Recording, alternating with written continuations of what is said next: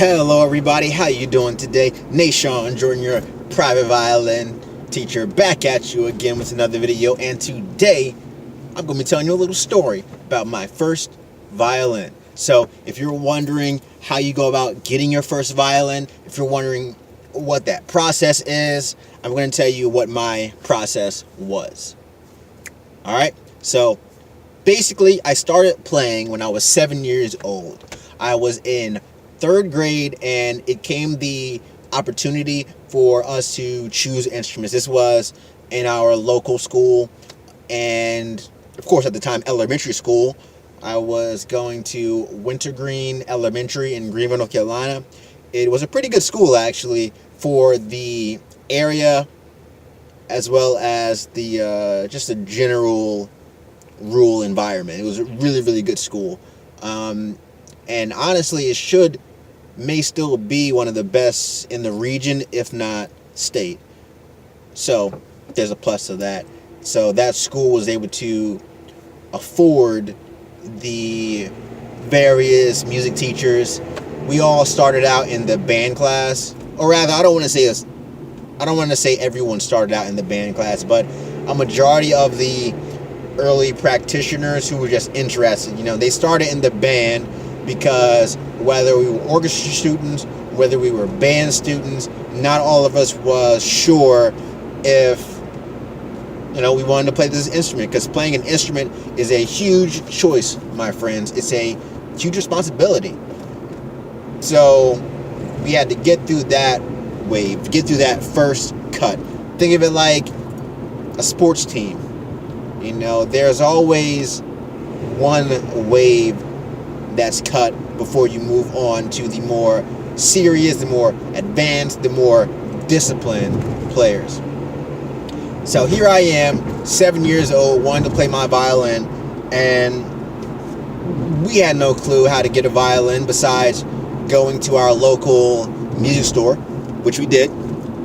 And I believe that was the most recommended place to go for a violin. So I think that might be where me and my grandmother started, just from an information standpoint.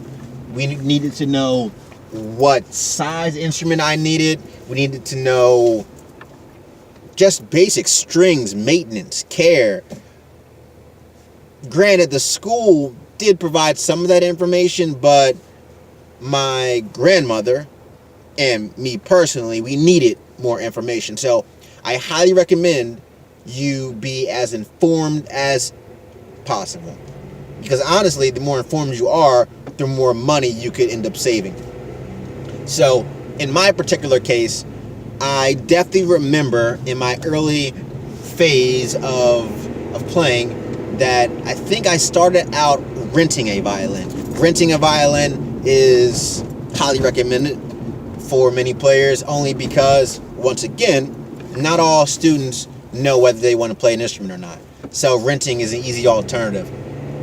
I rented I think it was a 3/4 violin.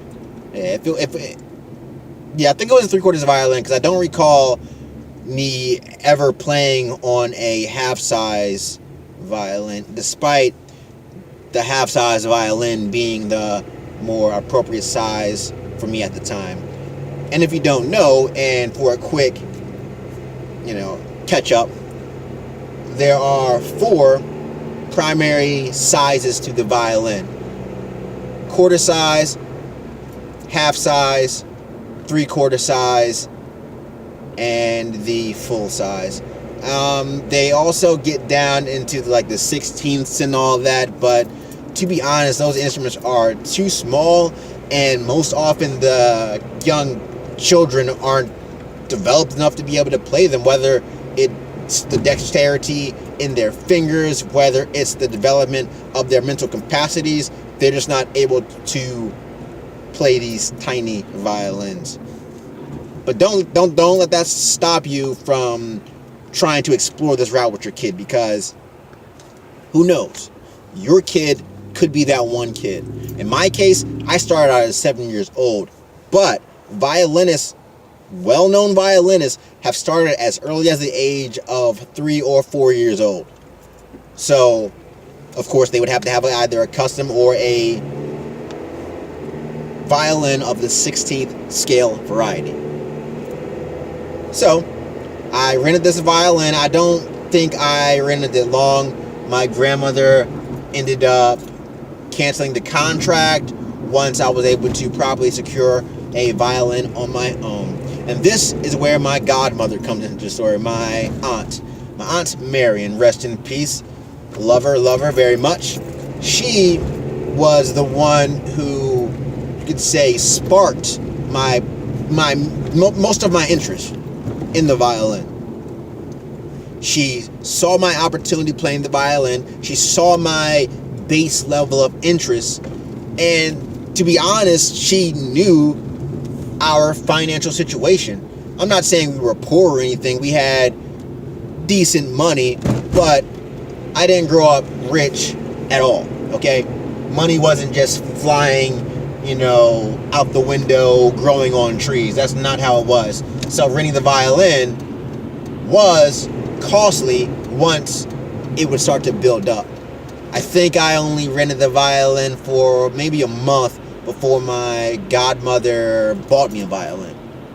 Now, in terms of buying, you don't necessarily need to buy from a violin store.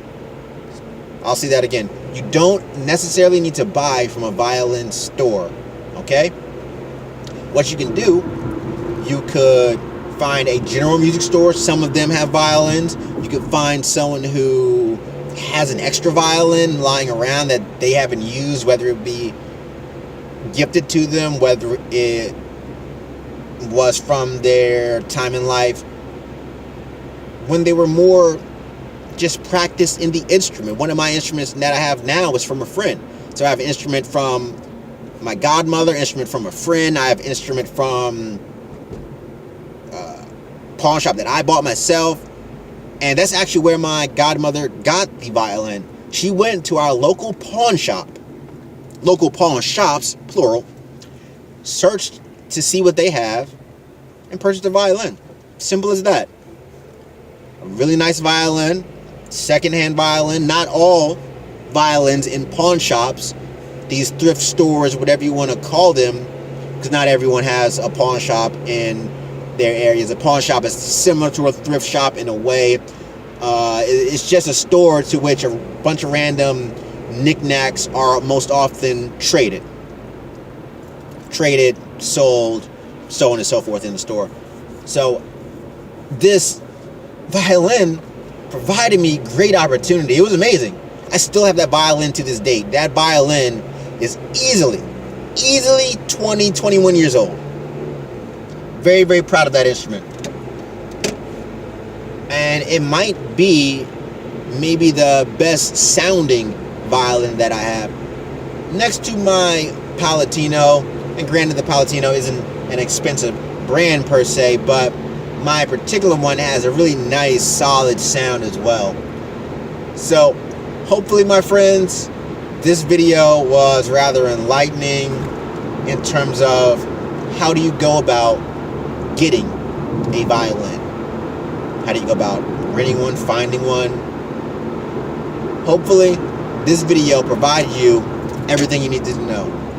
And if you can't find a violin in a music shop, if you can't find a violin in a music shop, if you can't find one in a violin store, a pawn shop, secondhand,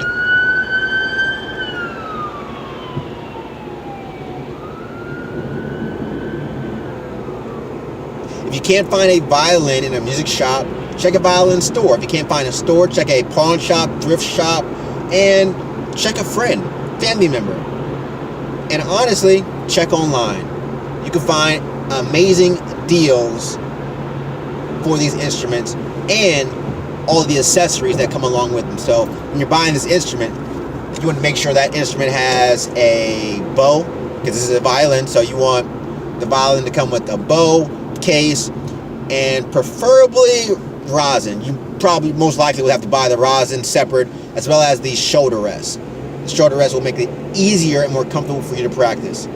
So don't forget, my friends, check out the link in the description for your free violin reference sheet. It has scales, arpeggios. Don't forget to check in the description below for your free violin reference sheet. You can find all your notes on your fretboard on this sheet. You can find dynamics. You can find certain definitions and even notation breakdown. So I highly recommend it. It's completely free and at your disposal to use in your practice and even in your classrooms. And if you're more serious and want to take your playing to the next level, don't forget, check out the link below in the description to access the course if you aren't already a part of the course or in it now. Make sure you're a part of the course, okay? Because with that course, you get an ebook, a complete, comprehensive violin essentials step-by-step guide to practicing, playing, and teaching the violin. And don't forget, as a bonus on top of that, we're giving you an amazing songbook. You're getting an amazing music archive, and you get tons and tons of free value in this course. And to be honest, the last time I think we tallied it up, it was well over 90% off this course. So highly recommend it, my friends. Violin Essentials. It's a must-have. So until next time, I am NWJordan, your private violin teacher, and I'll be seeing you again.